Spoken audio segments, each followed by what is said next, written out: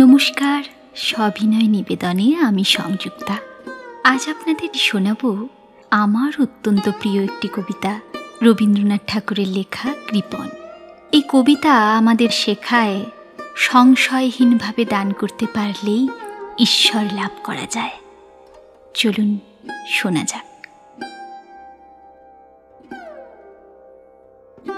আমি ভিক্ষা করে ফিরতেছিলাম গ্রামের পথে পথে, তুমি তখন চলেছিলে তোমার স্বর্ণরথে।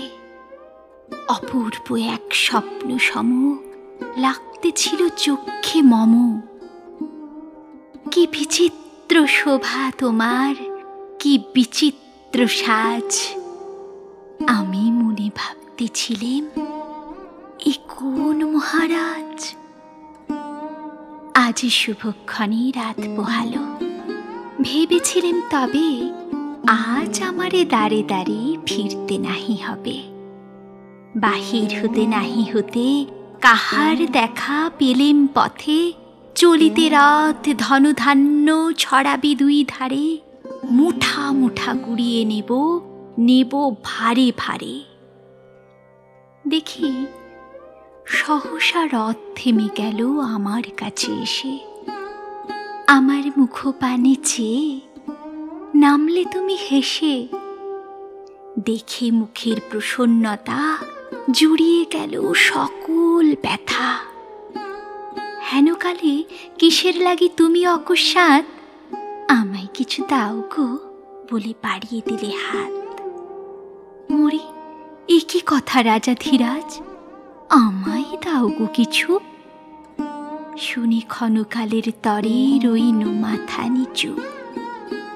তোমার কি বা অভাব আছে ভিখারি ভিক্ষুকের কাছে। এ কেবল কৌতুকের বশে আমায় প্রবঞ্চনা।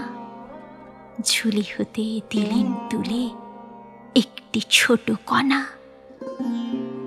যবে পাত্রখানি ঘরে এনে উজাড় করি, এ কি ভিক্ষা মাঝে একটি ছোট সোনার কণা দেখি।